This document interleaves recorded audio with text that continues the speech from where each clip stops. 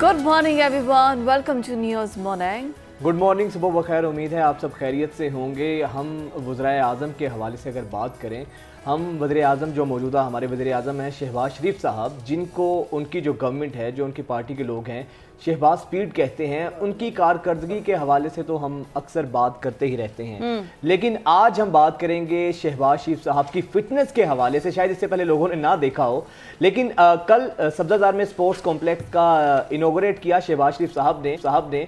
तो वहाँ पर उन्होंने जिस तरह बैडमिंटन खेली, कैरम बोर्ड जिस तरह खेली और जिस तरीके से वो एक्टिव और हशाश बशाश नजर आए, तो ये अच्छा, टेबल टेनिस भी खेल रहे थे वो, स्क्वाश भी खेलते हुए नजर आए, कैरम बोर्ड भी खेलते हुए नजर आए, मतलब और दिल खोल के वो खेल रहे थे।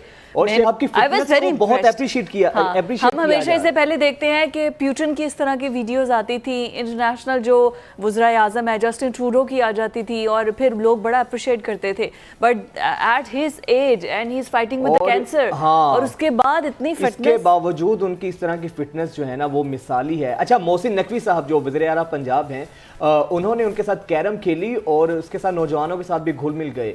तो ये बड़ी अच्छी चीज़ है कि आपका जो वज़ीर आज़म होता है या कोई भी आपके आला ओहदों पर है तो उसका फिज़िकली फ़िट होना भी बहुत ज़रूरी है। तो हमारे यहाँ सियासत में चूँकि इतनी गहमा गहमी रहती है, तो इसलिए ये जो लोग होते हैं उनका ये वाला एंगल जो है ना, ये वाला जो शख्सियत का पहलू होता है, ये छुप जाता है। हाँ, अब इसमें तो देखें जिस तरीके से वो खेल रहे हैं, उनकी एक्टिवनेस चेक करें शहबाज शरीफ साहब की।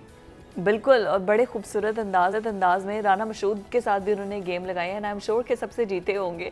लेकिन अभी हमने देखा कि बहुत से हमारे ऐसे भी हैं जो कि जिनके बारे में कहा जाता था, क्योंकि स्पोर्ट्स एथलीट जो होते हैं ना, कहा जाता है कि फिटनेस जो है ना वो सिर्फ उन्हीं से है जो स्पोर्ट्स से रिलेटेड होते हैं, जो एथलीट्स होते हैं उससे रिलेटेड है। पॉलिटिशियंस के बारे में ये था कि इनके पास तो सियासत का टाइम होता है, इनके पास जिमिंग का या फिटनेस का कहाँ टाइम होता होगा। तो शहबाज शरीफ ने ना ऐसे सारी रूमर्स पर क्रॉस लगा दिया है, जितने वो फिट माशाल्लाह से नजर आ रहे हैं खेलते हुए। अच्छा, और स्पोर्ट्स के अलावा भी फिजा देखें कि आप इनकी जो फुर्तियां हैं, इनकी लाइफस्टाइल भी बहुत एकदम किसी जगह पर विजिट को चले गए हैं, तो बहुत ज़्यादा इनकी हलचल रही है। स्पेशली जब वो सीएम पंजाब थे तो उस वक्त भी हमने देखा कि शहबाज शरीफ साहब जिस तरीके से he was quite young at that age. फिर उम्र का भी तो फ़र्क आता है ना। जब सीएम पंजाब थे तो थोड़े एक्टिव ज़्यादा इस वजह से थे क्योंकि तब जो थे वो काफ़ी, अब तो माशाल्लाह he is in his late 70s। लेकिन इसके बावजूद भी आप देखें कि इनकी फिटनेस को खैर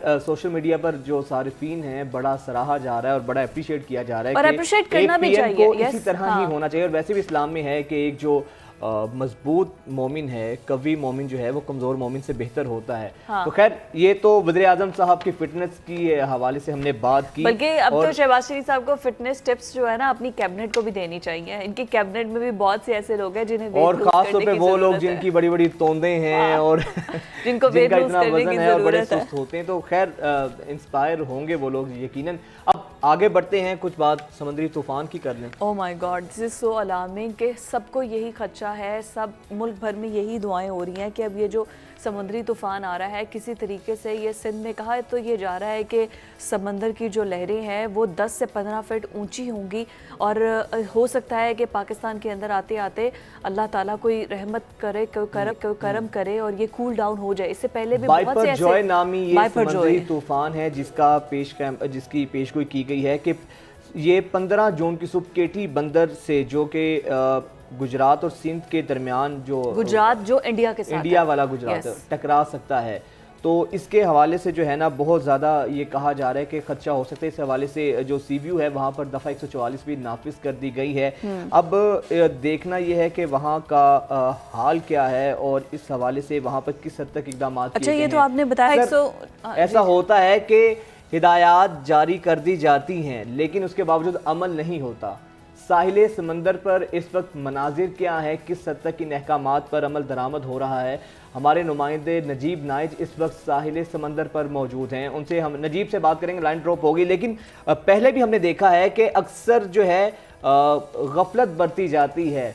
वैसे इंतज़ामिया ने हिदायत जारी की हैं कि सरकारी जो ऑफिसर्स हैं उनकी छुट्टियां मनसूख कर दी गई हैं तूफ़ान के पेश नज़र, और उसके अलावा बिल बोर्ड जो वहाँ पर साहिली पट्टी पर लगे हुए हैं उनको हटाने के अहकाम जारी कर दिए गए हैं। अच्छा, प्रिकॉशंस लेना बहुत ज़्यादा ज़रूरी है। हमने तो देखा है कि साले समंदर पर वैसे भी जो घुड़सवारी कर रहे होते हैं या जो डाइविंग करते हैं, सी डाइविंग करते हैं, वो तो ऑलरेडी प्रिकॉशनरी मेजर्स लेते नहीं हैं। लेकिन अभी इस तूफ़ान से बचने के लिए आई डोंट नो कि पीडीएमए ने या एनडीएमए ने कुछ अपने लेवल पर ऑलरेडी कुछ सूरत हाल को काबू पाने के लिए कुछ मेजरमेंट्स ली हैं, क्योंकि हम देखते हैं कि हमारी पाक आर्मी कभी अल्लाह ना करे इस तरह का कोई नाखुशगवार वाक़या पेश आता है तो हमेशा फ्रंट फुट पे हमें नज़र आती है।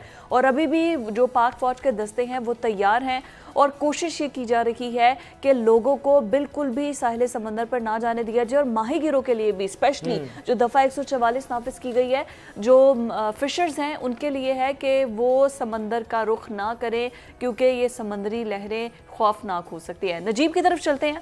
हाँ, नजीब नाइज हमारे साथ साहिल समंदर से मौजूद हैं। Najeeb, good morning. ये बताइएगा कि आप साहिल समंदर पर मौजूद हैं, हाई अलर्ट भी जारी कर दिया गया है, अहकामात भी जारी कर दिए गए हैं। साहिल समंदर पर क्या मनाजिर हैं और किस हद तक हुकूमती अहकामात पर अमल दरामद होता दिखाई दे रहा है?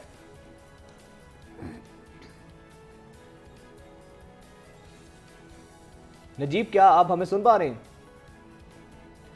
मेरा ख्याल से राब्ता मुनक़ता हो गया, दोबारा राब्ता करने की कोशिश करते हैं। अच्छा, हमने इससे पहले ये देखा। जी नजीब, बात कीजिएगा प्लीज़। जी बिल्कुल, महकमा मौसमियात की जानिब से बताया जा रहा है कि समुद्री तूफ़ान अब तक 770 किलोमीटर तकरीबन दूर है कराची के साहिल से। और इंतज़ामात की हवाले से बात की जाए तो अभी से ही कराची का जो साहिल है वहाँ दफ़ा 144 नाफिज कर दी गई है और यहाँ का जो मेन रोड है वहाँ जो है लोगों को रुकने की इजाज़त नहीं है, सिर्फ वहाँ से गाड़ियाँ गुज़र सकती हैं। पुलिस मौजूद है। उसके अलावा यहाँ जो डीएचए का इलाका लगता है वहाँ की सिक्योरिटी भी जो है वो मौजूद है। इसी तरह कराची के साथ जो दूसरे एरियाज़ लगते हैं वहाँ भी जो है सिक्योरिटी के इंतजाम सख्त कर दिए गए हैं। और ये समुद्री तूफ़ान बताया जा रहा है महकमा मौसमियात की जानिब से कि सिंध, बलूचिस्तान, उसके अलावा भारत के गुजरात के इलाके से जो समंदर लगता है वहाँ टकराएगा। और इंतज़ामी हवाले से सूरत हाल जो है वो मुकम्मल कर ली गई हैं। मुख्तलिफ़ महकमों की जानिब से इंतज़ामात के हवाले से आगाह किया गया है और पोर्ट जो है बिन कासिम पोर्ट, उसके अलावा कराची पोर्ट के हवाले से वक्तन फ़वक्तन जो है अपडेट्स जारी की जा रही हैं। और जो यहाँ बड़े जहाज़ खड़े होते हैं उनको महफूज करने के लिए भी इंतज़ामात किए जा रहे हैं। उसके अलावा इंतज़ामिया की जानिब से बताया गया है कि जैसे ही जो है 15 जून के हवाले से बताया गया है, लेकिन हमें अपडेट मिलेगी तो हम यहाँ जो करीबी रिहायशी इलाके हैं उनको खाली कराने का सिलसिला भी जो है शुरू कर सकते हैं जैसे ही महकमा मौसमियात की जानिब से अपडेट आएगी। इस तरह इंतज़ामिया ने तमाम तर इंतज़ाम तो मुकम्मल कर लिए गए हैं। नजीब, मैं चाहूँगी कि आप अपने कैमरामैन से रिक्वेस्ट कीजिए कि वो हमारे नाजरीन को दिखाए कि समंदर की लहरें और फिर माहौल कैसा है, क्या लोग के तेवर कैसे हैं, क्योंकि हाँ। खासी तेज चलने की हवा की आवाज़ें हमें आपके पीछे से हैं। तो ये बताइए कि अभी क्या लोग यहाँ पर आ रहे हैं, मौजूद हैं यहाँ पर, या दफ़ा 144 स्ट्रिक्टली है यहाँ पर नाफिज?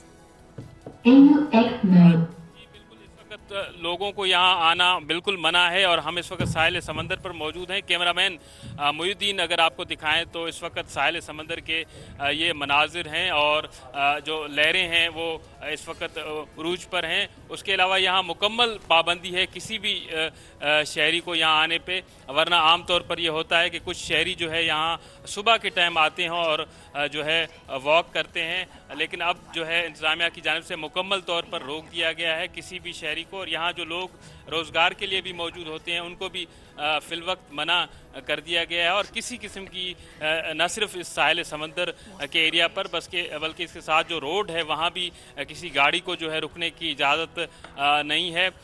पिछले जो तूफ़ानों के हवाले से अपडेट आती रही, जब सुनामी था या उसके अलावा और दूसरे थे, तब कराची की शहरियों की जानिब से बहुत ज़्यादा कोशिश की जाती थी कि वो किसी तरह साहिल समंदर पर पहुँचें और वो मनाजिर देखने के इंतज़ार में होते थे कि क्या मनाजिर होते हैं। लेकिन इंतज़ामिया को बड़ी दुश्वारी होती थी उन दिनों भी शहरियों को यहाँ से रोकने में। लेकिन इस वक्त इंतज़ामिया बड़ी मुतहरिक नज़र आ रही है और उसकी हमें सूरत हाल अब नज़र आ रही है कि यहाँ कोई भी इस वक्त तक मौजूद नहीं। जी नजीब, वैसे तो समंदर की लहरें खासी बिफरी हुई दिखाई दे रही हैं। सुबह का टाइम है, इस टाइम तो अमूमन जो सयाह हैं नहीं आते यहाँ पर साहिल समंदर पर सैर के लिए, शाम के औकात में क्या मनाजिर होते हैं, क्या SOPs पर उसी तरह अमल दरामद जारी है?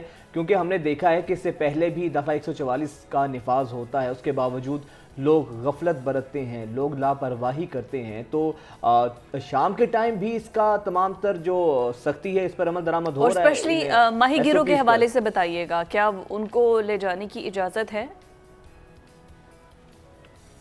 जी, माहीगीरों को तो बिल्कुल ही मना कर दिया गया है कि वो न सिर्फ समंदर के आगे गहरे समंदर में नहीं जा सकते, बल्कि वो साहिल पर भी जो है अपनी कश्तियाँ जो है मूव नहीं कर सकते। उन पर मुकम्मल तौर पर पाबंदी लगा दी गई है, क्योंकि अभी से ही जो इंतज़ामिया उनका कहना है कि जो लहरों में इजाफा हो रहा है, इस वजह से ही वो चाहते हैं कि वो अभी से इंतज़ामात मुकम्मल कर लें।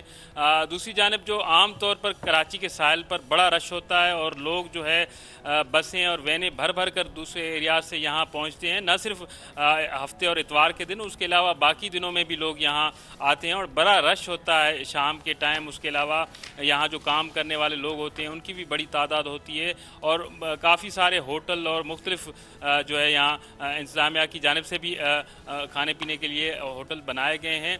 अब जो है इंतज़ामिया की जानिब से कहा गया है कि यहाँ कोई भी शहरी नहीं आ सकता और यहाँ से गुज़र तो सकते हैं फिलवक़्त लोग, लेकिन यहाँ रुक नहीं सकते। और इस वजह से ही उनका ये कहना है कि यहाँ पुलिस 24 घंटे मौजूद रहेगी और शहरियों को मना किया गया है कि वो साहिल तो नजीब कहा गया है, तो पुलिस यहाँ पर मौजूद है, पुलिस है यहाँ पर कानून अपने अमल दरामद करवाने के लिए अहकामात पर, यहाँ पर कुछ सिक्योरिटी कुछ इस तरह की सख्ती नज़र आ रही है आपको?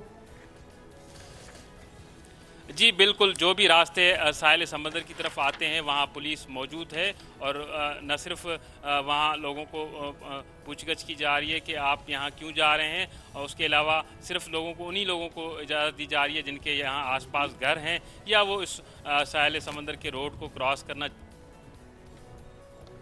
नजीब हमारे साथ मौजूद हैं जो कि हमें अपडेट कर रहे थे। इसी पर बात करने के लिए रीजनल चौधरी मोहम्मद असलम साहब ने भी हमें ज्वाइन किया है, उनको भी शामिल गुफ्तगू करते हैं। Sir, very good morning to you. अब ये बताइएगा कि ये जो वाइपर जोए है, ये जो समुद्री तूफ़ान है, और किस हद तक पाकिस्तान को डैमेज कर सकता है? क्या कहते हैं आप? तो महकमा मौसमियात एक्सपर्ट हैं, तो क्या है आपकी एक्सपर्ट राय? बिल्कुल, अभी ये जो कराची से 690 किलोमीटर वे है और थट्टा से कोई 70 के करीब है। तो अभी इसकी डायरेक्शन जैसे नॉर्थ की तरफ ये 14 तारीख तक मूव करेगा, उसके बाद ये शुमाल मशरक को टर्न करेगा। तो ये जो इसकी ज्यादातर चांसेस हैं कि ये जो हमारा इलाका केटी बंदर बनता है, जो कराची से ईस्ट में है, और केटी बंदर और इंडियन गुजरात उसके दरमियान में ये लैंडफॉल करेगा 15 तारीख को। 15 को ज्यादा चांसेस है कि दोपहर के बाद लैंड करेगा। तो इन एरियाज में काफी हैवी रेनफॉल और विंड की डायरेक्शन काफी तेज होगी इन इलाकों में इस दौरान में। और सर, इसकी इंटेंसिटी क्या होगी, कुछ इस बारे में बताइएगा। शिद्दत क्या होगी इस तूफान की, और कितना अलार्मिंग है ये इस तूफान का आना, और कितनी देर तक इसकी इंटेंसिटी बरकरार रहेगी? ये देखिए, अभी तो जैसे ये समुद्र में तो बहुत इसकी इंटेंसिटी जो पीछे से इसको फोर्स मिल रही होती है, फेवरेबल कंडीशन। तो अभी तो ये एक्सट्रीमली सीवियर साइक्लोन है। तो लेकिन जैसे ये फॉल करेगा लैंड पे तो ये सीवियर साइक्लोनिक स्टॉर्म होगा। लेकिन उस वक्त भी ये सीवियर में कोई विंड स्पीड होती है 120 किलोमीटर फी घंटा की रफ्तार से। तो उस वक्त ये हिट करेगा तो इसमें बारिश भी कोई हैवी फॉल्स होने का इम्कान है। रेनफॉल आप कह रहे हैं हैवी रेनफॉल हो सकती है, कितने मिलीमीटर तक एक्सपेक्ट किया जा सकता है? देखिए, ये तो हैवी रेनफॉल तो ये शुरू हो जाती है कोई 100 के रेंज में जो हम कह रहे हैं, तो 100 से ऊपर एक्सपेक्ट कर रहे हैं। कई इलाकों में तो 200 भी एक्सपेक्ट कर रहे हैं। कराची से जो ईस्ट में है तो वहाँ पे जो 80 किलोमीटर फी आवर तक विंड चलेगी। ये जो हमारा केटी बंदर, थट्टा या बदीन, इनमें 120 किलोमीटर और गस्ट जो है 150 किलोमीटर तक भी हो सकता है। तो सिर्फ केटी बंदर को ही होगा जिससे मुतासिर किया जा रहा है? आपने केटी बंदर और इंडिया का गुजरात जो है वो बताया है, इसके अलावा तो कोई कराची के हिस्से मुतासिर नहीं होंगे, या उसके असरात बाकी मुल्क में तो नहीं आएंगे? देखिए, वो तो जहाँ पे लैंडफॉल हो रहा है तो वो बताया गया, जैसे महकमा मौसम में कह रहा था। लेकिन इसके असरात तो 300-400 किलोमीटर दूर तक होते हैं। जैसे कराची वहाँ से कोई 150 किलोमीटर, तो इसके असरात उस जैसे नहीं होंगे, लेकिन बहुत ज्यादा होंगे। उससे थोड़े कम होंगे लेकिन बहुत ज्यादा होंगे। और इर्द गिर्द का जैसा भी जो काफी दूर तक 500-600 किलोमीटर तक उसके इफेक्ट्स आएंगे। अच्छा सर, ये बताएं जो बाइपरजॉय तूफान है, ये इससे पहले भी क्या पाकिस्तान को इसने हिट किया है, या इसके ज़रा इस तूफान की इंटेंसिटी क्या होती है और इसका दौरानिया ड्यूरेशन इसकी क्या होती है, या फर्स्ट टाइम पाकिस्तान इस तूफान को फेस कर रहा है? देखिए, जो ज्यादातर पहले जितने तूफान आते रहे वो ओमान की तरफ, जो शुमाल मगरब की तरफ टर्न हो जाते थे कराची के करीब से आके, तो अभी भी कराची को डायरेक्ट हिट नहीं कर रहा है, जो भी शुमाल मशरक हो उसको डायरेक्ट वहाँ पे फॉल नहीं कर रहा। तो ये इसकी इंटेंसिटी जो जैसे जो बनता है, अभी 6 तारीख से हम इसको मॉनिटर कर रहे हैं, 6 तारीख से जो समंदर में बना था तो उसको फिर मॉनिटर कर रहे हैं किस डायरेक्शन में ये गया है। तो फाइनली जो अभी डिसाइड हुआ है, जो हम प्रेडिक्ट कर रहे हैं, ये शुमाल मशरक को अभी जाएगा। तो सर इस हवाले से प्रिकॉशनरी मेजर्स क्या अपनानी चाहिए, क्या इकदाम उठाने चाहिए PDMA को, NDMA को, और स्पेशली जो वहाँ के रिहायशी हैं? जी जी जी जी मैं सुन रहा हूँ। जी जवाब दीजिएगा सर। जी जी बिल्कुल। इसमें देखें, जब ये समंदर अभी तो इसके 30 से 40 फुट जो ऊंचाई है लहरों की, लेकिन अभी समंदर में दूर है, लेकिन जैसे ये करीब आएगा तो इसकी जो हाइट होगी लहरों की, ये कोई 8 से 12 फुट रह जाएगी। तो एक तो जो जब इसमें हवा बहुत ज्यादा तेज होगी, जहाँ पे बारिशें बहुत ज्यादा होंगी, एक तो मशेरे जो है उनको तो अलर्ट पहले किया जा चुका है कि ये समंदर में नहीं जाना। दूसरी जो लूज स्ट्रक्चर्स है उनको डैमेज करते हैं, बिल बोर्ड गिर सकते हैं। तो ये इस तरह के एहतियात, और समुंदर पे नहीं लोगों को जाना चाहिए। ठीक है, मुकम्मल एहतियाती तदाबीर अपनाने की ज़रूरत है। बहुत शुक्रिया। मोहम्मद असलम साहब डायरेक्टर मेट थे, वो हमें इस बारे आगाह कर रहे थे। नजीम नाइज, आपका भी शुक्रिया, आपने हमें साहिल समंदर की सूरत हाल से आगाह किया। जो भी चीज़ है, लेकिन उससे पहले प्रिकॉशनरी जो मेजर्स हैं उनको अपनाने की बहुत ज़्यादा ज़रूरत है, और हुकूमत इस दफ़ा संजीदा दिखाई भी दे रही है। जिस तरीके से इंतजाम हमें देखने ऑब्वियसली पाकिस्तान को शायद फर्स्ट टाइम इस तरह के तूफ़ान का सामना करना पड़ा, क्योंकि इससे पहले तक जब कोई तूफ़ान आता था तो वो कराची तक पहुंचते पहुंचते कूल डाउन हो जाता था, तो डायरेक्टली हमें उस तरह से ख़तरात फेस नहीं करने पड़ते थे। लेकिन अभी जब मोहम्मद असलम साहब हमारे साथ मौजूद थे, रीजनल डायरेक्टर, मेरे लिए हैरानकुन बात ये थी, उन्होंने कहा था कि जब वो ये तूफ़ान चला जाएगा ना, तो आफ्टर शॉक्स का जो सिलसिला होगा, जो उसके बाद का दिन होगा ना, वो बड़ा मुश्किल होगा। वो शायद उससे भी ज़्यादा हैवी रेनफॉल का हो, जो कि फर्स्ट डे तूफ़ान की वजह से आपको फेस करना पड़ेगा। ये बड़ा मुझे तो लगा, लेकिन अल्लाह ताला महफूज रखे। अलार्मिंग सिचुएशन है, और उसके हवाले से पेशगी इक़दाम उठाने की हमें ज़रूरत है। हम यहाँ पर ब्रेक लेते हैं, उसके बाद आपसे मुलाकात करें।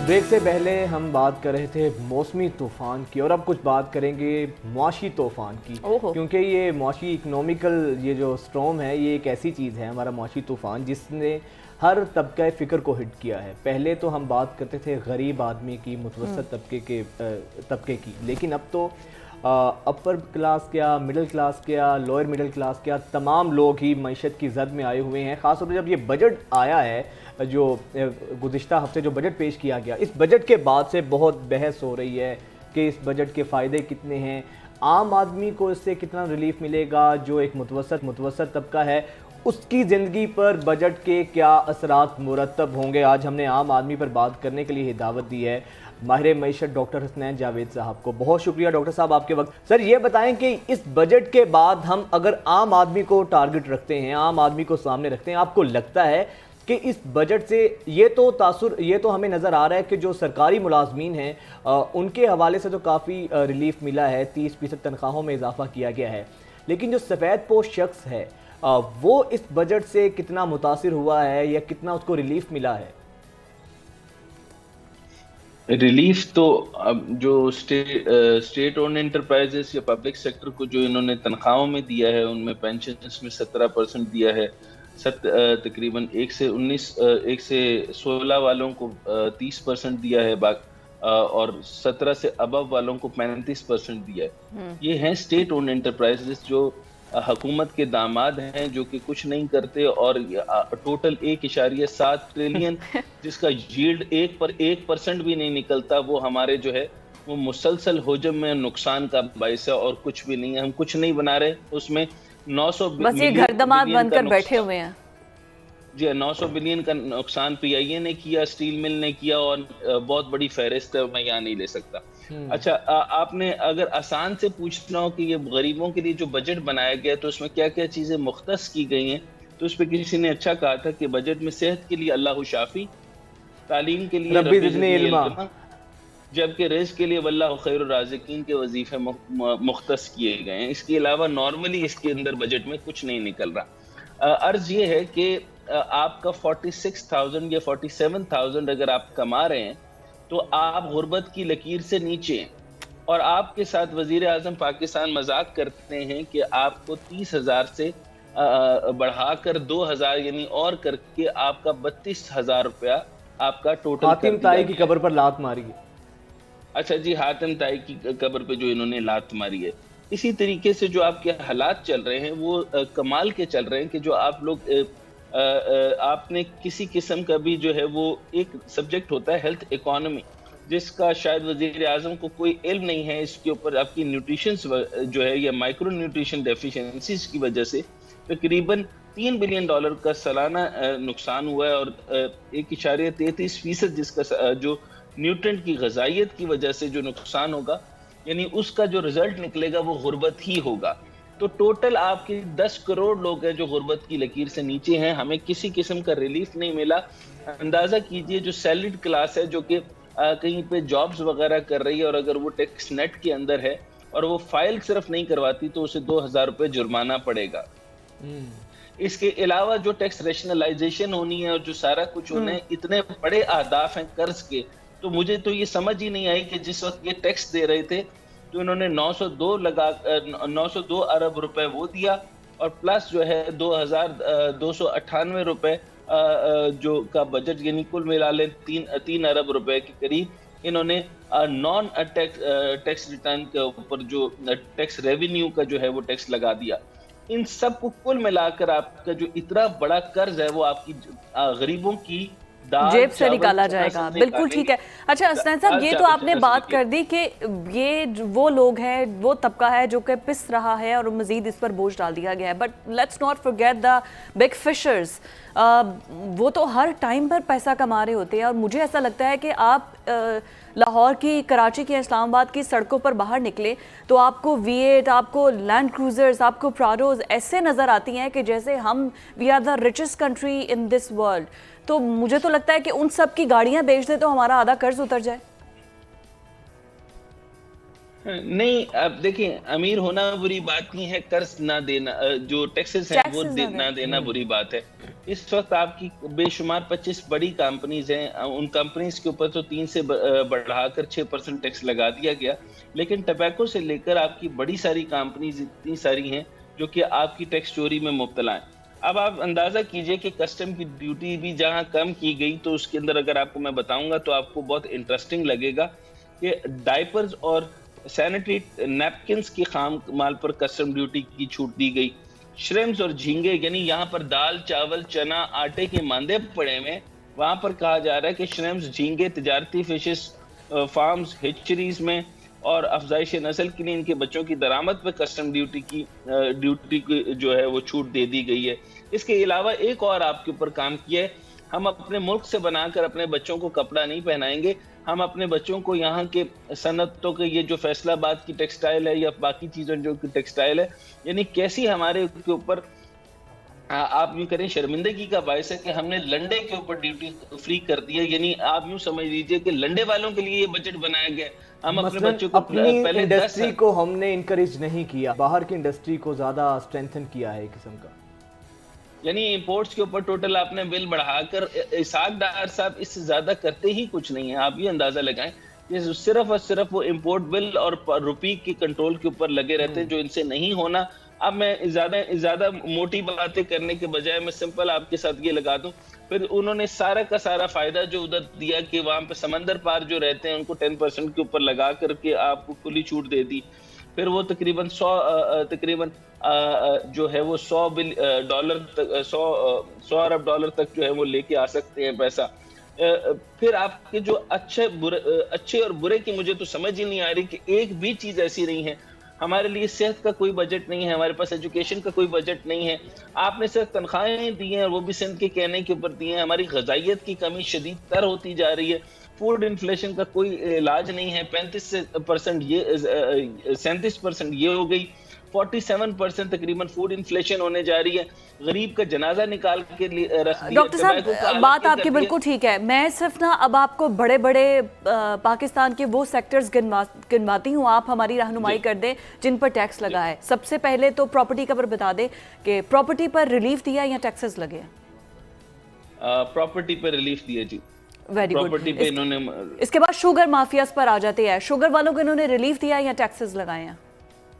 जी शुगर माफिया के ऊपर इन्होंने रिलैक्स किया, उनको कुछ भी नहीं कहा। उन्होंने कहा कि गन्ने की फसल लगाए जबकि हमें कॉटन चाहिए। और सीमेंट फैक्ट्री, सरिया और बजरी जो चाहिए होती है, इसको जो कंस्ट्रक्शन है, इनको रिलीफ दिया है या टैक्सेस लगाए हैं? जी इनको कंप्लीट रिलीफ दिया है। जो सीमेंट फैक्ट्री है वो तकरीबन 200 से लेकर 800 और 1000% तक प्रॉफिट कमाती है, और ये मजीद प्रॉफिट कमा रही है। और ये बहुत बड़ा माफिया। और किसानों को जिन्होंने पूरा हमारे साल का पैदा करना है गंदम चावल, उनको कितना रिलीफ मिला है? अच्छा, इसके ऊपर क्या किया कि इन्होंने जो, क्योंकि बड़े जमींदार है, किसान तो गरीब वहाँ पे मज़ारा होता है, तो उनको तो क्या मिलना है, किसानों के लिए कुछ नहीं दिया। क्योंकि एग्रीकल्चर पे उन्होंने कोई टैक्स नहीं लगाया, इसलिए क्योंकि, और बीज भी इंपोर्ट करने की इजाजत दे दी, और उसके ऊपर कोई ड्यूटी नहीं होगी, कोई टैक्स नहीं लगेगा, और किसी किस्म का टैक्स नहीं लगा रहे इस तरीके से। क्योंकि चले इस लिहाज से ये तो एक अच्छी चीज़ है, ये तो एक अच्छी चीज़ है जिसको बजट में कम को अप्रिशिएट किया जाना चाहिए। बहुत शुक्रिया डॉक्टर साहब आपके वक्त का। रियल एस्टेट हो, हमारी एग्रीकल्चर हो, तो ये 2-3 वो इंडस्ट्रीज़ हैं जो हमारी मईशत के अंदर रीढ़ की हड्डी की हैसियत रखती हैं, और इन पर अगर टैक्सेस नहीं लगाए गए हैं, इसको इनकरेज किया गया है, तो इसको भी सराहना चाहिए। हम ब्रेक के बाद हाजिर होते हैं।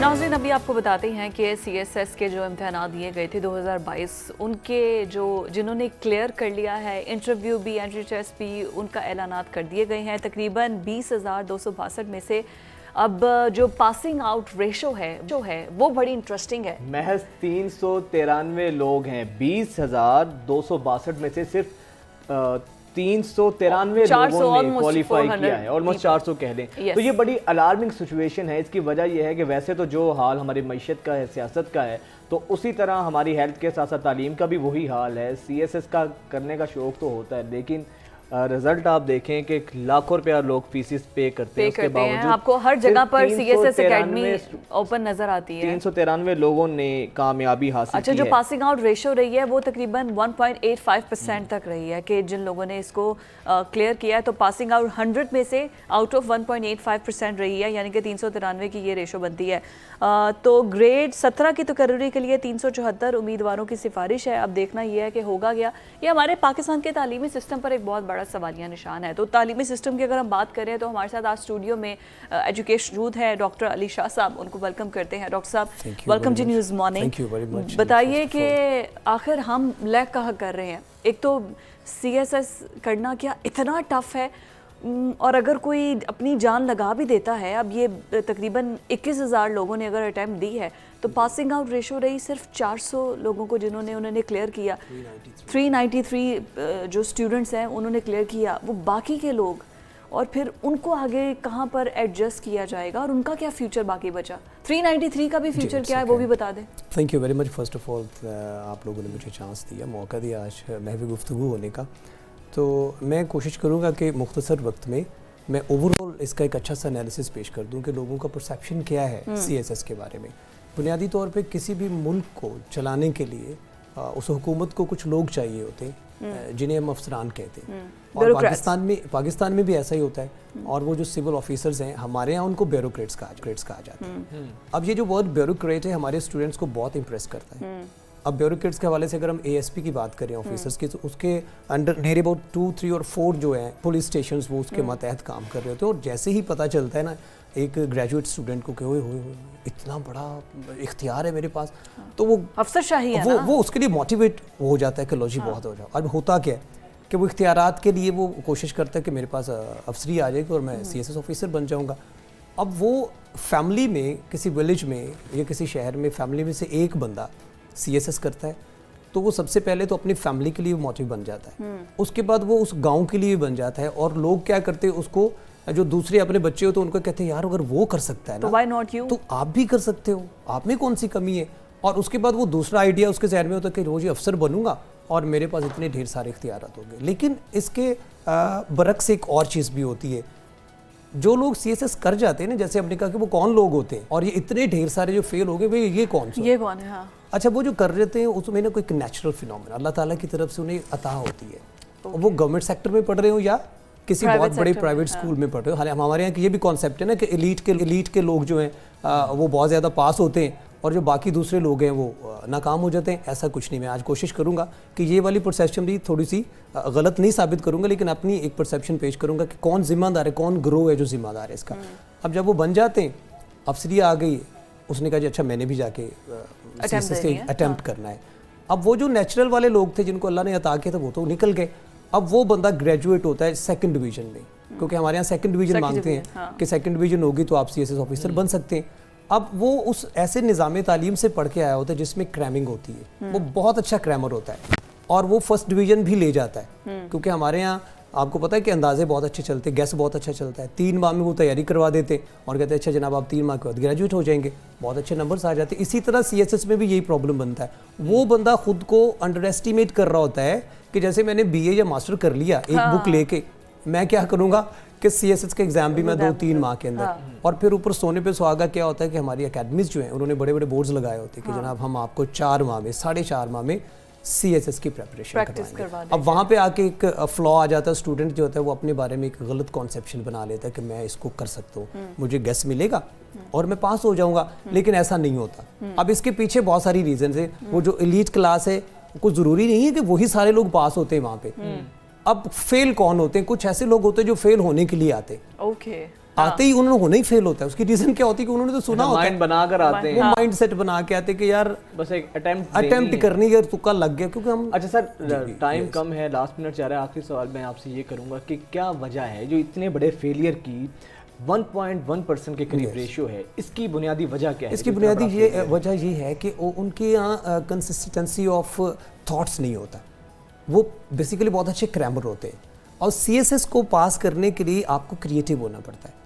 अगर आप क्रिएटिविटी के साथ जाते हैं तो आप पेपर को अटेम्प्ट करेंगे। एक 20 नंबर का सवाल है, अब उसमें क्या करता है स्टूडेंट, उसने उसका इंट्रोडक्शन भी लिखना होता है, उसने एनालिसिस भी करना होता है और उसने कंक्लूजन भी करना होता है। अब जब वो अपनी थॉट्स में कंसिस्टेंट नहीं रहता, उसमें कंसिस्टेंसी नहीं होती, तो इंट्रोडक्शन लिखने में, चूंकि इंट्रोडक्शन जो होता है वो आपकी एक ब्रीफ समरी होती है कि आपने पूरा सवाल लिखना है तो आप क्या लिखने जा रहे हैं उसमें। तो हमारे स्टूडेंट के अंदर वो इतनी क्वालिटी नहीं होती, क्योंकि वो तो रट्टाबाज होता है। और फिर एक ये भी बात है ना कि जो लोग रिटन में बहुत एक्सपर्ट होते हैं वो इंटरव्यू में जाकर फेल हो जाते हैं, बिकॉज़ वहां पर they tested you in some different ways. मेरे ख्याल सर मुख्तसर जवाब जी कि इंटरव्यू में फ्लॉप होने की सबसे बड़ी बात है कुछ लोग ओवर कॉन्फिडेंट हो जाते हैं और कुछ लोग में कॉन्फिडेंस होता ही नहीं। ठीक है, ओवर कॉन्फिडेंट होने की वजह से भी एक ये मरहला दरपेश आता है। बहुत शुक्रिया डॉक्टर साहब, आपके वक्त की किल्लत थी, इंशाल्लाह तीसरे की बाकी है। नाज़रीन हमें ब्रेक लेनी है, हाजिर होंगे एक ब्रेक के बाद।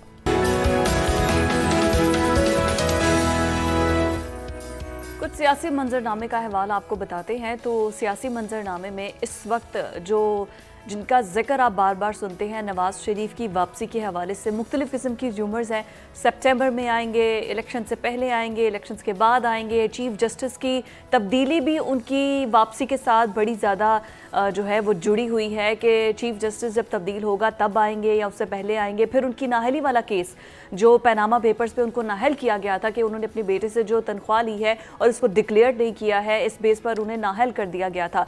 तो अब जो 2 मोअज़्ज़िज़ जज साहिबान हैं उन्होंने बोला है कि नवाज़ शरीफ की जो नाहली है वो बेबुनियाद हुई है और पैनामा पेपर्स में सिर्फ एक ख़ानदान का नाम नहीं था, सिर्फ नवाज़ शरीफ का ख़ानदान नहीं था, बल्कि बाकी तमाम लोग भी मौजूद थे। तकरीबन 400 से ज़्यादा लोग मौजूद थे जिनकी फहरिस्त में नाम शामिल था। लेकिन फिर एक फैमिली को क्यों टारगेट किया गया है और एक फैमिली को टारगेट करते हुए क्यों उन्हें सियासत से आउट कर दिया गया है? अच्छा, ये तो सवालात हैं। मरियम नवाज साहिबा ने भी इस हवाले से बड़ी अहम बात की। इसी तमाम तर मामले पर बात करने के लिए सीनियर तज्ज़ियाकार एहसन ज़िया साहब हमारे साथ मौजूद हैं। खुशामदीद कहते हैं आपको अपने शो में। एहसन साहब, अब मुसलसल इससे पहले भी हम ये सुनते आए हैं, 1-1.5 साल से ये सिलसिला जारी है कि मियाँ साहब अब आएंगे, फिर मार्च में आएंगे, निहाल हाशमी साहब भी कहते रहे हैं, इसके अलावा बाकी लोग भी कहते रहे हैं। मौजूदा हालात अब इतने साजगार हैं कि नवाज शरीफ साहब की वापसी मुमकिन हो सकती है। आपको क्या लगता है मरीम नवाज साहिबा का बयान देख के, जजेस की स्टेटमेंट देख के? देखिए, पहले तो हर्डल्स थी मियां नवाज शरीफ साहब के आने के अंदर, उनका जो आपको पता है कि केसेस थे उनके ऊपर और बहुत सारे और इश्यूज चल रहे थे। लेकिन इस वक्त सूरत हाल ये है कि अगर आप बारीक बीनी से देखें तो पाकिस्तान के अंदर अगर मुस्लिम लीग नवाज का वोट बैंक है तो वो सिर्फ मियां नवाज शरीफ साहब का है, ना तो वो मियां शहबाज शरीफ साहब का है, ना हमजा साहब का है। तो वोट बेसिकली जो वोटर है, वो जो नून को वोट देता है, वो मियां नवाज शरीफ साहब के नाम पर देता है। तो उनकी मौजूदगी जो है अगर मुल्क में होती है तो इस वक्त PMLN कुछ मुश्किलात का भी शिकार, आपको पता है महंगाई है, बेरोज़गारी है। जिस तरह इमरान खान साहब की गवर्नमेंट के बाद इन्होंने टेक ओवर किया है, तो एक बहुत बड़ा प्रेशर है इस वक्त मियां शहबाज शरीफ साहब जो प्राइम मिनिस्टर पाकिस्तान है, नून के ऊपर भी एक प्रेशर है। तो वो भी समझते हैं कि अगर मियां नवाज शरीफ साहब वापस आते हैं तो उस सूरत के अंदर नून जो होगी एक कंफर्टेबल पोजीशन में आ जाएगी। तो मैं एक्सपेक्ट कर रहा हूँ कि इलेक्शन से कबल, एक तो मैं इलेक्शन टाइम पे देख रहा हूँ, मैं उनको बहुत ज़्यादा एक बात की जा रही है कि आपको नजर आ रहे हैं इलेक्शंस होते टाइम? जी बिल्कुल, मुझे तो होते नजर आ रहे हैं, लेकिन उसमें एक चीज़ होनी जो है, जो मैं आपको थोड़ा सा उसमें बता ज़रूर दूंगा, कुछ टिप भी दे दूंगा कि एक तो चीफ जस्टिस साहब जो है उस वक्त तक रिटायर हो जाएंगे। दूसरी अहम बात है कि इमरान खान साहब, देखिए इनका फ्यूचर बड़ा अहम है। ये भी मुमकिन है कि इनकी पार्टी पे बैन लग जाए और इमरान खान साहब को सज़ा हो जाए, और ज़्यादा एक्सपेक्टेशन यही है कि इलेक्शन से कबल इमरान खान साहब जो होंगे उनको समझें कि अच्छा सर, ये सवाल तो अपनी जगह है। सर ये बताएं कि अब आपको लगता है इट्स टू लेट नाउ, एक पहले नैरेटिव था नून लीग का वोट को इज्जत दो, फिर जब PDM इक़्तिदार में आ गई तो वो नैरेटिव भी खुद बह गया, तो अब मौजूदा हालात के अंदर नैरेटिव क्या होगा? मियाँ साहब आते भी हैं, महंगाई अपने अरूज पर है, नैरेटिव कोई है नहीं है, तो क्या गवर्नमेंट अवाम के पास जाने के लिए क्या नैरेटिव होगा जिसको बिल्ड किया जाए? नून ने जो नैरेटिव तैयार किया और PDM ने बल्कि नैरेटिव तैयार किया वो एंटी इमरान खान है। अभी तक मरीम नवाज साहबा का अगर जलसा में आपने जो तकरीर सुनी हो तो उसमें दो चीज़ उन्होंने बड़ी अहम बातें की। एक तो उन्होंने कहा कि जिस जहाज़ के ऊपर इमरान खान साहब की जो टीम बनाई गई थी उसी जहाज़ में वो वापस चलेगी। उनका मुसलसल फोकस मरीम नवाज साहबा का वो इमरान खान साहब हैं, इमरान खान साहब की गवर्नमेंट, उनकी पॉलिसियाँ, उनको वो टारगेट कर रही हैं।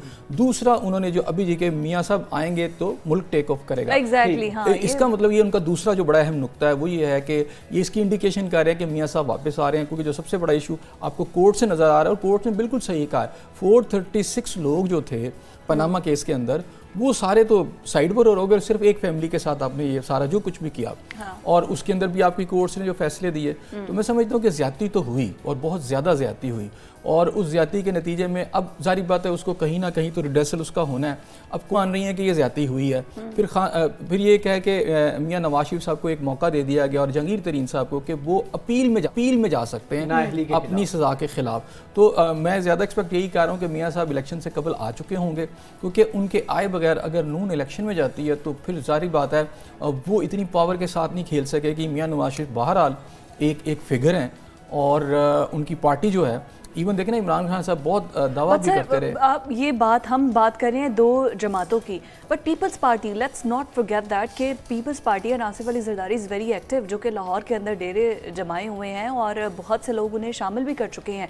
तो पीपल्स पार्टी का फ्यूचर आप क्या देख रहे हैं? देखिए, पाकिस्तान पीपल्स पार्टी का फ्यूचर बहुत ब्राइट है, और मुझे तो ये लगता है कि कुछ अंडरस्टैंडिंग कहीं ना कहीं है, और बिलावल भुट्टो का ज़्यादा उससे ज़्यादा ब्राइट है, क्योंकि बिलावल भुट्टो को इस दौर के अंदर जितनी मूवमेंट आप देखें वज़ीर ख़ारजा के तौर पर पूरी दुनिया के अहम ब्लॉक जैसे पाकिस्तान से कंसर्न है, जो अमेरिकन के पास उनको पहुँचाया गया, रशियन के पास वो गए, फिर आपको इंडिया और चाइना एक पूरा उनको एक यानी पाकिस्तान की जो फॉरेन पॉलिसी है उसके ऊपर उनको पूरी दुनिया में वो गए, अपना पॉइंट ऑफ दिया, और भारत के अंदर बिलावल भुट्टो ने बड़ा स्ट्रांगली अपना पॉइंट ऑफ व्यू दिया। मैं समझता हूँ कि उनको बड़ी तकलीफ हुई उसके ऊपर, और बहुत ग्रूम कर गए हैं बिलावल भुट्टो और बहुत ज़्यादा आगे की तरफ जा रहे हैं। दोनों पार्टियों का जो फ्यूचर है, मैं आपको बता दूं कि मुस्लिम लीग नवाज़ का, नून का फ्यूचर, उनका जो विरासती नून की जाएगी वो मरीम नवाज साहब हैं।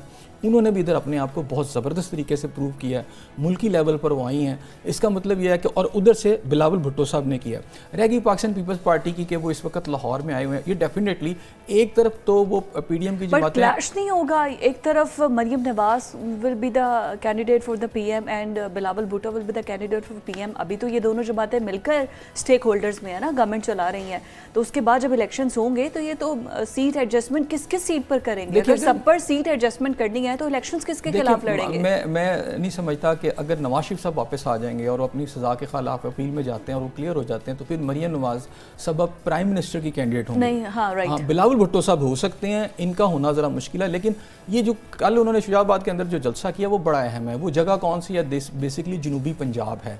जनूबी पंजाब के अंदर आप ये देख लें कि इलेक्टिबल्स की कोई 40-50 इलेक्टिबल्स हैं वो वहाँ से होते हैं। तो गवर्नमेंट के अंदर ये इलेक्टिबल्स बड़ा रोल प्ले करते हैं। पहले वो इमरान खान साहब के साथ था, उसमें कुछ जहांगीर तरीन साहब के चले गए। पाकिस्तान पीपल्स पार्टी उस पर फोकस कर रही है इस वक्त जनूबी पंजाब के ऊपर।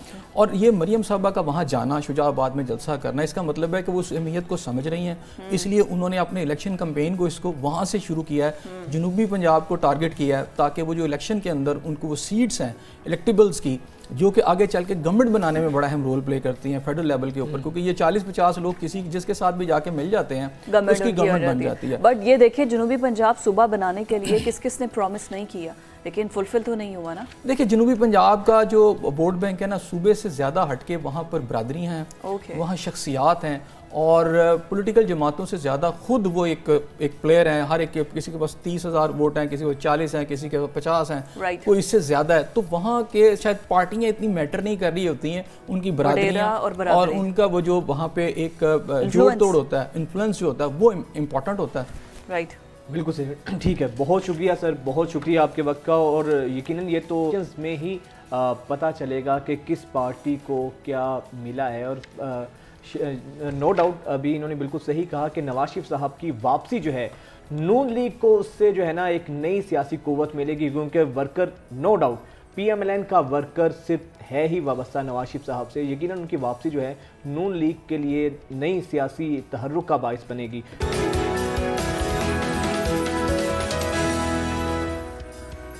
तो जनाब खेल के मैदान से अब कुछ खबरें शामिल करते हैं। हम हमेशा खेल के मैदान से एशिया कप की बात करते हैं, मुझे लगता है वो पुरानी हो गया है। एशिया कप से हमें कोई उम्मीदें नहीं है क्योंकि इंडिया जो है वो अपनी टांगे अड़ा रहा है एशिया कप में। लेकिन खबर ये है कि ऑस्ट्रेलिया ने ICC वर्ल्ड टेस्ट चैंपियनशिप के फाइनल में भारत को 209 रन से शिकस्त दे दी है और ट्रॉफी अपने नाम कर ली है।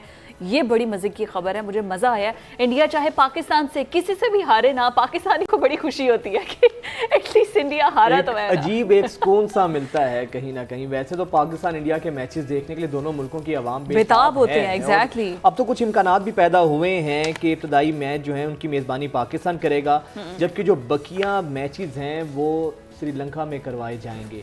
अब ये किस हद तक फिजिबल है, इम्कानात तो हुए हैं लेकिन अभी फाइनल इसकी तस्दीक उस तरह से नहीं हो सकी है। जो ग्रुप मैचेस हैं वो तो यहाँ पर खेले जाएंगे और उसके बाद आगे जब नेक्स्ट प्ले ऑफ मरहले में जाएंगे या सुपर 4 मरहले में जाएंगे तो वो फिर पहले श्रीलंका या UAE का नाम लिया जा रहा था, बट चूँकि श्रीलंका इन्फ्लुएंस है इंडिया से और श्रीलंका वैसे डिफ़ॉल्ट हो चुका है तो उसकी इकोनॉमी को थोड़ा सा सहारा देने के लिए ना इंडिया ने भी बड़ी चालाकी की है कि उन पर एहसान ही किया है कि भाई अब मेज़बानी जो है वो तुम्हें दिला रहे हैं। तो अब यह है कि बाकी मैचेस जो हैं वो श्रीलंका में खेले जाएंगे और फिर जो शुरू के कुछ मैचेस हैं वो पाकिस्तान के अंदर खेले जाएंगे। मतलब अफगानिस्तान और बांग्लादेश का मैच होगा तो वो यहाँ पर खेला जाएगा। अच्छा, ये वो मैचेस हैं जिससे पाकिस्तानी अवाम को कोई खास दिलचस्पी नहीं है। असल तो जो मुकाबला होता है वो पाकिस्तान और भारत का होना चाहिए था लाहौर में या पाकिस्तान में, बट अब ऐसा मुमकिन होता नज़र नहीं आ रहा। इसी पर बात करने के लिए बदिउल जमा साहब सीनियर स्पोर्ट्स एनालिस्ट मौजूद हैं। बहुत शुक्रिया बदिउल जमा साहब आपके वक्त का। बदिउल जमा साहब,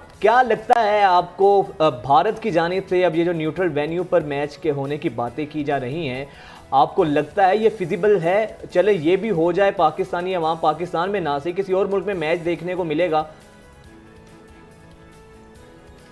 एक थोड़ी सी आवाज़ की इशू है, मैं आपको एक मिनट आपसे बात करता हूँ। आवाज़ थोड़ा सा बदिउल जमा साहब से हम दोबारा कांटेक्ट करते हैं, बट बात तो यही है कि इंडिया ने जो अपनी मनमानियां अच्छा, वैसे कुछ ना होने से ना होना बेहतर है। अच्छा। न्यूट्रल वेन्यू पर हो जाए लेकिन मैच हो तो सही ना। हाँ, ये बात भी ठीक है, बट फिर ये है ना कि आखिर वजह क्या है, मसला क्या है? फिर इस तरह से जब वर्ल्ड कप की मेजबानी इंडिया के पास है, पाकिस्तानी टीम भी इसी तरह करेगी, फिर बस पाकिस्तान को किसी भी तरह से फायदा ना हो। बज़ाहिर अपेरेंटली तो यही महसूस हो रहा है कि पाकिस्तान के हवाले से जहाँ जहाँ भारत को अपना लुत्फ़ तुलने का, लुत्फ़ फ्राई करने का मौका मिलता है, भारत हाथ से जाने नहीं देता है। शुरू में हम सुनते आए थे कि स्पोर्ट्स जो है वो सियासत से आज़ाद होती है, लेकिन बदियुल जमा साहब, अब तो हालात ऐसे ही नजर आ रहे हैं कि भारत किसी भी पाकिस्तान के अंदर आके खेलने को तैयार नहीं है। आपको क्या लगता है न्यूट्रल वेन्यू वाला ही चले मामला हो जाए, कम से कम आवाम को कोई अच्छा मैच तो देखने को मिलेगा? देखिए, अगर बात करें हम एशिया कप की, तो पाकिस्तान और भारत के मैच हमेशा से, अगर अब आप भारत की बात करते हैं तो वो नहीं चाहता कि पाकिस्तान में खेल और खिलाड़ी जो है वो तरक्की करें। और जब से हमारे मुल्क में क्रिकेट वापस आई है तो भारत को बहुत ज़्यादा जो है वो इस चीज़ का खौफ है कि पाकिस्तान बहुत आगे जा रहा है। हमारी जो PSL है वो यहाँ पर हो रही है, गैर मुल्की खिलाड़ी आ रहे हैं, फिर हम ऑस्ट्रेलिया से खेल चुके, न्यूजीलैंड से खेल चुके, श्रीलंका से खेल चुके, वेस्ट इंडीज से खेल चुके। तो ये वो चीज़ें हैं कि भारत चाहता है कि पाकिस्तान से क्रिकेट बिल्कुल दूर हो जाए। हाँ, अगर आपने ICC कोई इवेंट खेलने हैं तो चाहे वो दुबई में हो जाए, चाहे वो गए किसी दूसरे ममालिक में हो जाए, तो वो तैयार हो जाते हैं। तो मुसलसल इनकार की वजह यही है कि वो पाकिस्तान में आकर खेलना नहीं चाहता। एक उनको जो है सबसे ज़्यादा डर है अपनी हार का, वो इस वजह से डर है क्योंकि जब भी भारतीय टीम पाकिस्तान से आती है तो उनके शौकीन जो होते हैं उनको बहुत आड़े हाथों लेते हैं। उनके घरों पे आपने देखा होगा कि जाके हमले होते हैं। उनकी जो है बहुत सारी ऐसी जो चीज़ें हैं जिसकी वजह से एक डर और खौफ BCCI को रहता है, जिसकी वजह से वो पाकिस्तान से जो कतराते हैं। अभी जो ये मामला हल होने जा रहा है, हाइबर्ट बॉर्डर में भी आपको कुछ दिन पहले पता होगा, भारतीय मीडिया ने खबरें चलाई कि भारत बिल्कुल नहीं खेलेगा और पाकिस्तान नहीं आएगा और एशिया कप इन दोनों के बगैर होगा, पाकिस्तान के बगैर होगा। लेकिन जो ICC चेयरमैन थे वो यहाँ पर आए, उनके साथ चीफ एग्जीक्यूटिव थे, वो पाकिस्तान आए। उनका मकसद कुछ और नहीं था, वो लाहौर की सैर सपाटे करने नहीं आए थे। श्रीलंका है, अफगानिस्तान है, बांग्लादेश है, इनमें से भी कोई यहाँ पर आने के लिए राजी नहीं है? नहीं, ऐसी कोई बात नहीं। देखिए, जब पाकिस्तान ने बात की थी श्रीलंका से, अफगानिस्तान से, बांग्लादेश से और नेपाल से, तो ये चारों टीमें बिल्कुल मुकम्मल तौर पर राजी थी और बकायदा रिटर्न लिख के दिया था कि हम पाकिस्तान में आकर खेलने को तैयार हैं और हमें कोई प्रॉब्लम नहीं है। लेकिन ये मामला उस वक्त खराब हुआ जब आपको पता होगा कि IPL का फाइनल था, वहां पर चारों बोर्ड के सरबराहान को बुला लिया गया, लेकिन नजम सेठू को वहां भी मदऊ नहीं किया गया। तो वहाँ उनको इस तरह की लालच दी गई कि हम आपको क्रिकेट के मैचेस देंगे, हम आपको पैसे ज़्यादा देंगे। तो इसलिए आपको मालूम है श्रीलंकन क्रिकेट बोर्ड भी आजकल जो है वो माली मुश्किलात का शिकार है। बांग्लादेश भी उनके साथ मिल गया था। लेकिन आप पाकिस्तान को क्रिकेट से दूर नहीं कर सकते। जब तक पाकिस्तान का मैच ना हो इंडिया से, उस वक्त तक क्रिकेट का कोई मज़ा नहीं है। और अभी अगर आप देखें, अगर एशिया कप में पाकिस्तान नहीं हो या भारत नहीं हो, कोई मजा नहीं होगा, कोई मैच नहीं देखेगा, ब्रॉडकास्टर आपके पास नहीं आएंगे। और यही सूरत-ए-हाल वर्ल्ड कप की है। वर्ल्ड कप में अगर आप बाकी 8 टीमों के 9 टीमों के मैचेस एक तरफ रखें और पाकिस्तान और भारत का मैच एक तरफ रखें, तो 30 से 35% जो है वो आपको रेवेन्यू हासिल होता है इस मैच से, जो जैम पैक स्टेडियम भी होते हैं। तो ये वो मसले मसाइल थे जिसकी वजह से भारत परेशान था कि यार हम तो नहीं खेलेंगे, लेकिन पाकिस्तान ने भी नहीं आना और इसका असर फिर आगे चैंपियंस ट्रॉफी पे भी अच्छा बदियुल जमा साहब, वर्ल्ड कप में ये चीज़ मुमकिन है कि अगर भारत यही रवैया रखता है, पाकिस्तान इस चीज़ पर भारत को आमादा कर सकता है, इस चीज़ को बुनियाद बना करके ठीक है फिर अगला वर्ल्ड कप भारत में होगा तो हम भी वहाँ पर नहीं जाएंगे, या आप समझते हैं कि वो ICC के अंडर आता है और पाकिस्तान के पास ये ऑप्शन नहीं है, जाना ही होगा? देखिए, अभी तो एशिया कप है और एशिया कप ये जो वर्ल्ड कप है वो भारत में ही है। तो पहले तो नजम सेठी ने यही कहा था कि एशिया कप अगर हाइबर्ड मॉडल के तहत होगा तो फिर हम भी जो हाइबर्ड मॉडल के तहत वर्ल्ड कप भी खेलेंगे। ऐसा मौजूद है और वो बता रहे थे कि अगर पाकिस्तान मेरे की तरफ से साथ आ गए हमारे बदियुल जमा साहब, बात मुकम्मल कीजिएगा अपनी।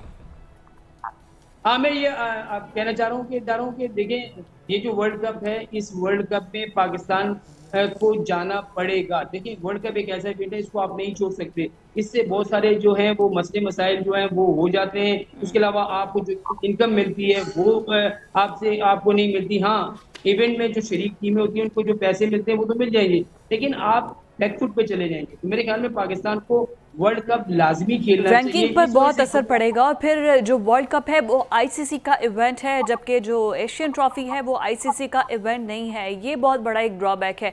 लेकिन अगर हम एशियन कप पर स्टैंड नहीं लेते तो फिर चैंपियंस ट्रॉफी की मेज़बानी भी हमारे पास है। इंडिया तो फिर चैंपियंस ट्रॉफी खेलने भी नहीं आएगा। देखिए, भारत की बात वही है कि भारत हमेशा से उनका जो बोर्ड है वो यही कहता है कि हमें हुकूमत इजाजत नहीं देती, इस वजह से हम पाकिस्तान नहीं आते, हमें सिक्योरिटी का इशू है। भाई, आपको क्या इशू है? यहाँ ऑस्ट्रेलिया को इशू नहीं, या न्यूजीलैंड को इशू नहीं, या श्रीलंका को इशू नहीं, किसी को इशू नहीं, तो आपको क्या इशू है? आप यहाँ आए, आप आए, हम आपकी मेजबानी करने के लिए तैयार हैं। और यहाँ के जो फैंस हैं, मैं ये नहीं कहता देखिए क्रिकेट एक, मैं कहता हूँ सियासत और क्रिकेट को हमेशा से अलग होना चाहिए। और यहाँ के जो लोग हैं, यहाँ की जो आवाम है जो क्रिकेट को बड़े गौर से देखती है या मोहब्बत करती है, वो इंडियन प्लेयर को भी लाइक करती है। मैं आपको बताऊं कि ऐसे लोग हैं जो विराट कोहली के भी जो फैन है, उसके अलावा रोहित शर्मा के भी फैन है, उसके अलावा बहुत सारे इंडियन प्लेयर हैं जिनके वो फैन है। लेकिन इंडियन ने ये वो डाली कि हमारे मुल्क में आके आप मैच खेलोगे, अगर आप हार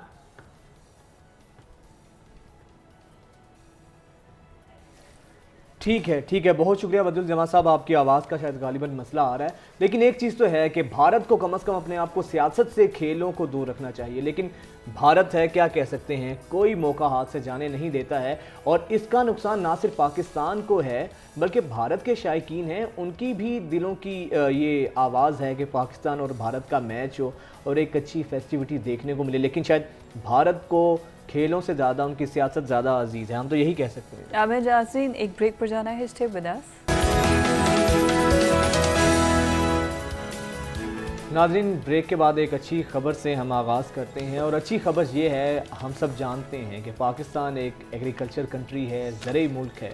और गुज़िश्ता 2-3 बरस में हमने देखा कि जब फ्लड भी आया और उसकी बेशुमार वजूहात थी कि हमारी उस तरीके से जो गंदम की पैदावार है वो नहीं हुई, और उसका नुकसान हमें ये हुआ कि आटा हमें जो है महंगा ख़रीदना पड़ा। उसके अलावा हम देखें कि इम्पोर्ट किया, पहले हमने अल्लाह का शुक्र है, पड़ा। नहीं हमने पहले एक्सपोर्ट किया है कि हमारी 70% इकोनॉमी डिपेंडेंट है एग्रीकल्चर पर, ज़राअत पर। लेकिन अब इस साल जो खुशी की खबर है वो ये है कि गंदम की पैदावार में 2,76,00,000 टन का जो है ना 2,76,00,000 टन पैदावार हुई है, मेट्रिक टन पैदावार हुई है। अच्छा, ये जो आपने इतनी गुड न्यूज़ दी है ना, उसके साथ साथ आप बाकी भी पहलू बताएं ना। बाकी पहलू this is not the first time कि गंदम जो है इतनी बम्पर क्रॉप हो रही है। हम क्या करते हैं, जब हमारी गंदम होती है पैदावार, हम ले लेते हैं गंदम को किसानों से सस्ते दामों में। एक तो हम जब हुकूमत कोटा निकालती है यहाँ पर आवाम के लिए, वो महंगा निकालती है जिससे किसानों को नुकसान होता है। दूसरा, बीज एक्सपेंसिव हो जाते हैं। और तीसरा, हम करते क्या हैं, हमें अपनी आबादी का नहीं पता है। हमने जो सर्विस किए हुए हैं अब उसमें आबादी जो हमारी कितनी है और ज़रूरत कितनी है हमें गंदम की, उसके अकॉर्डिंग तो हम पूरा प्लान बनाते नहीं है, हम बाहर भेज देते हैं फ़ौरन अपने डॉलर्स खरीदने के लिए। तो डिमांड एंड सप्लाई, और फिर उसके बाद हम महंगे दामों अपनी ही गंदम जो हमने बाहर ममालिक को दी हुई है इंपोर्ट करते हैं महंगे दामों। दो डिफरेंट चीजें हैं। ये जो मामला है डिमांड एंड सप्लाई का है, गवर्नेंस का है। बट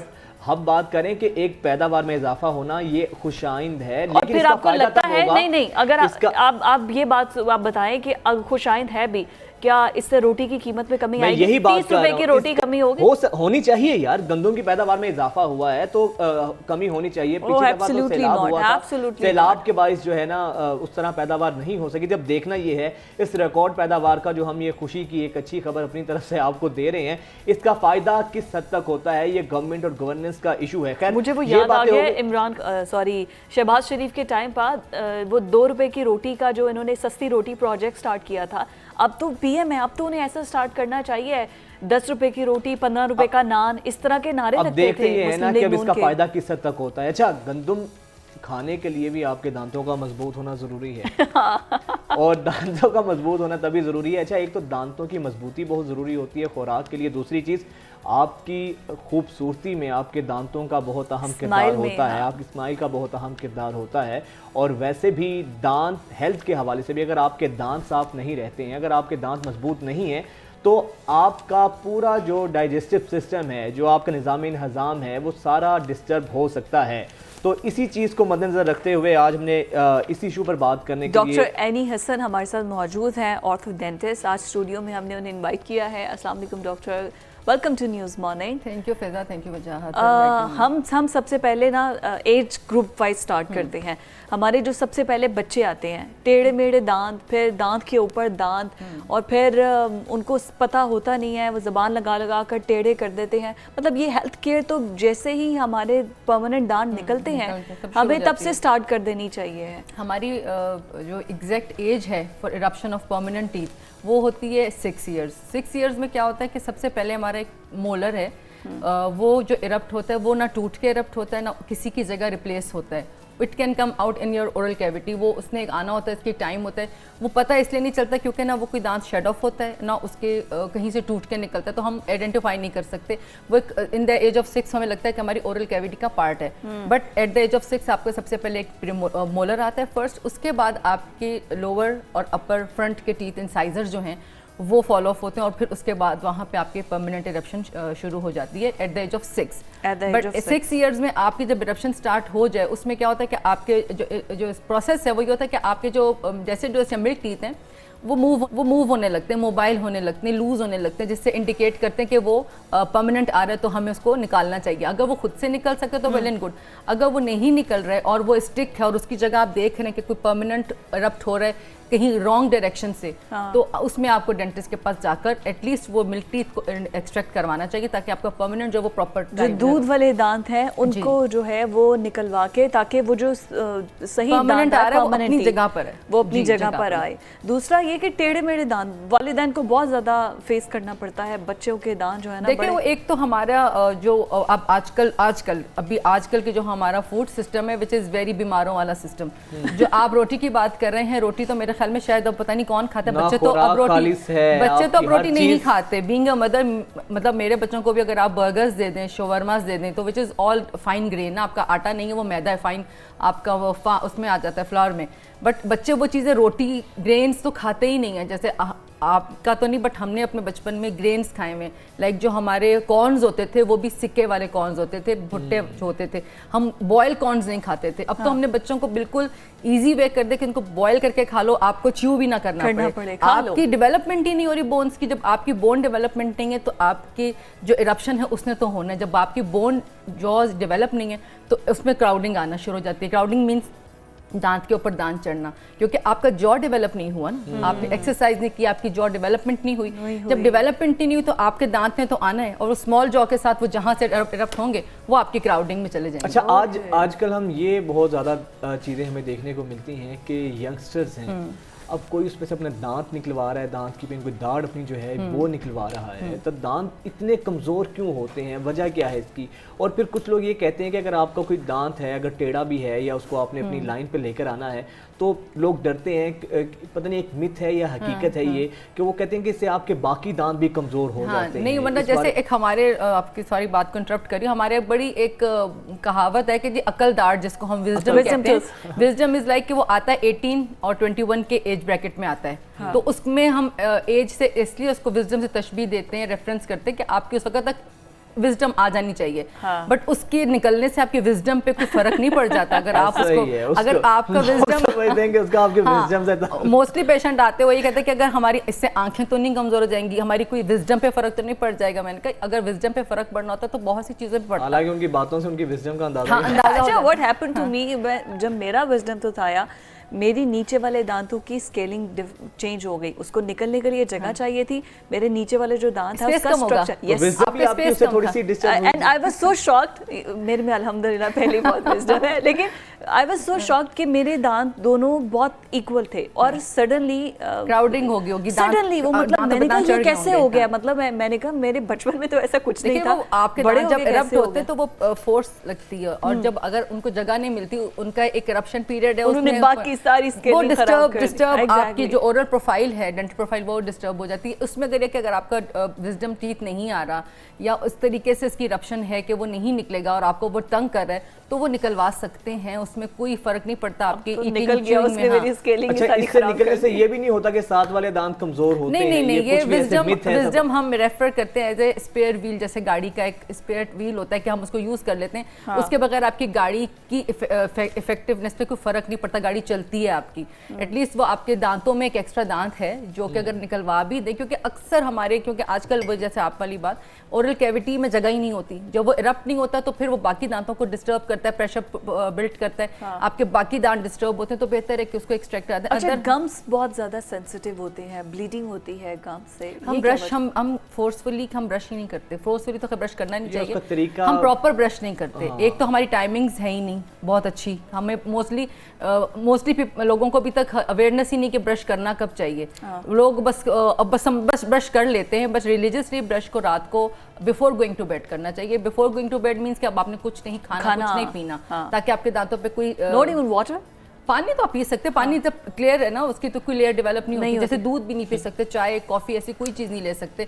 हमारी बड़ी बैड हैबिट होती है कि बच्चों को हम बेड पे जाकर दूध पिला देते हैं या ओवल्टीन या कोई भी ऐसे एनर्जी ड्रिंक्स दे देते हैं, हॉर्लिक्स है कोई भी, बट वो पिलाने के बाद आप ब्रश करवा दें, क्योंकि अगर आपके दांतों पे वो दूध या उसकी लैक्टोज की लेयर रहेगी तो वो 24 घंटे 10 घंटे जितना भी आप सोते हैं बैक्टीरियल एक्टिविटी स्टार्ट हो जाएगी और वो दांतों को खाना शुरू कर देंगे आम जबान में, या वहाँ पे डिके फॉर्म करना शुरू कर देंगे। अच्छा, हम ये भी देखते हैं कि ब्रश करने का बाज़ दफ़ा हमें तरीका अभी तक आया ही नहीं है, पता भी आपके गम स्वेल हो जाते हैं, आपकी चीज़ें, मतलब मैं उमूमन एक बात कर रहा हूँ तो उसका तो एक बाकायदा प्रोसीजर है, तरीका है। हम रगड़ने को ब्रश करना कहते हैं, है ना, और हम लोग जो है अपनी एल्बो मूवमेंट से ब्रश करते हैं, हालांकि ब्रश करना अपनी रिस्ट मूवमेंट से चाहिए, वेरी जेंटल। अच्छा, कुछ कहते हैं कि हॉरिजॉन्टल उसमें करना चाहिए, कुछ देखिए वर्टिकल उसमें करना आपकी चाहिए। सर्कुलर मूवमेंट होती है फ्रंट पर, आपके जो फ्रंट के टीथ हैं वहाँ पे सर्कुलर मूवमेंट, आपकी बैक वाली टीथ पे स्वाइप मूवमेंट, जैसे आप झाड़ू देते हैं नीचे से, अगर बैक वाले दांतों के बैकवर्ड साइड पे जाएंगे तो नीचे से ऊपर,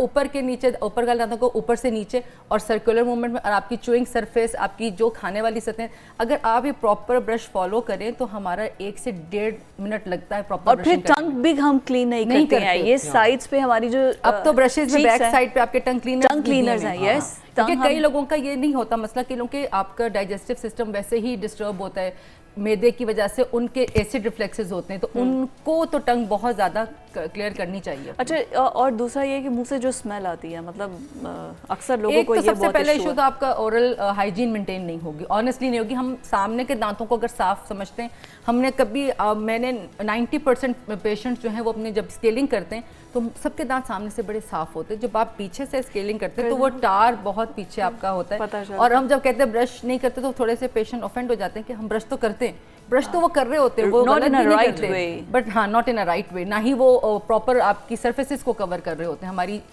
4 क्वाड्रेंट है मुंह के, जिसको हम सरफेस कवर नहीं करते, तो फिर हम कैसे ब्रश करते? तो एक तो वो अगर टार डेवलप है, आपके इंटरडेंटल स्पेसेस में खाना फंस रहा है, आपके इंटरडेंटल स्पेस डेवलप होकर उस पर कोई भी आपका फ्लैश फूड या आपके कोई फाइब्रस फूड फंस जाता है तो वो स्मेल करता है। और तीसरी ऑप्शन आती है आपकी मैदे के भी इश्यूज हैं जिसकी वजह से। और स्टमक दांतों के लिए हमारा फूड कैसा, फूड क्वालिटी कैसी होनी चाहिए? देखिए आपने हर चीज़ खानी है, हमारे दांतों के हिसाब से तो कोई चीज़ ज़्यादा, हमें कैल्शियम बेस्ड चीज़ें लेनी चाहिए। कैल्शियम में लोगों को ये बड़ी शिकायत आती है ना कि ठंडा गर्म हमें बहुत लगता है, ठंडा गर्म आपके सेंसिटिविटी है दांतों में, सेंसिटिविटी का एक टाइम होता है, मे बी कुछ लोगों को for time being sensitivity develop होती है किसी चीज़ से, वो आपके पेस्ट है मार्केट में, एंटी सेंसिटिव पेस्ट है, आप वो लगाएं, बट अगर उससे भी नहीं जा रही, और जो मैं एड्रेस करूंगी स्पेशली आपके प्रोग्राम के थ्रू, जो सेंसिटिविटी के पेस्ट होते हैं उनको सिर्फ तब तक यूज करना चाहिए जब तक आपका इशू रिजॉल्व हो जाए। अंटिल आपका इशू रिजॉल्व हो जाता है आप छोड़ दें। हम लोग परमानेंटली, मैं पेशेंट से अगर पूछूं तो वो मार्केट क्योंकि कमर्शियली यूज हो रहा होता है तो वो अपनी ग्रोसरीज में लाके वो उसको रूटीन में यूज कर रहे होते हैं, विच इज रॉन्ग। आपको केमिकली कोई भी बेस्ड टूथपेस्ट को परमानेंटली ऐसे यूज नहीं करना चाहिए रूटीन में। कुछ लोग ऐसे हैं कि एक ही टूथब्रश को 1-1 साल तक यूज करते हैं, अक्सर ऐसे हैं, बिल्कुल करते हैं, ऐसा है। तो इसकी भी एक ड्यूरेशन होती है ना, तो इसमें बताएं कि एक टूथब्रश जो है आपको कितनी देर तक उसको यूज करना चाहिए? डिपेंड करता है आजकल ब्रशेस की क्वालिटी के ऊपर। अगर कोई आप सस्ता ब्रश ले रहे हैं तो उसके जो ब्रिसल्स हैं, जो उसके फाइबर, जो सिंथेटिक जो दंदे बने हुए हैं उसके, वो अगर खराब हो गए महीने में भी, या वो ब्रश फैल गया तो वो आपके यूज का नहीं है। अगर अच्छी कंपनी का लेते, लाइक एक्सपेंसिव लेते, तो वो 2 से 3 माह में भी आप चेंज 3 months एटलीस्ट, हाँ 3 महीने में चेंज करें। अगर आपका ब्रश है और वो खराब हो गया, फैल गया बिल्कुल, तो जबरदस्ती उसको 3 महीने मत यूज करें, उसको चेंज कर लें, उसको किसी और काम के लिए यूज कर लें। हम लोग ब्रशेस और रिमोट से भी बहुत सी चीजें यूज करते हैं। बहुत शुक्रिया डॉक्टर साहब, आपके वक्त का। नाज़रीन हमें इजाजत दीजिए, इंशाल्लाह बात होगी। तब तक के लिए अल्लाह हाफ़िज़।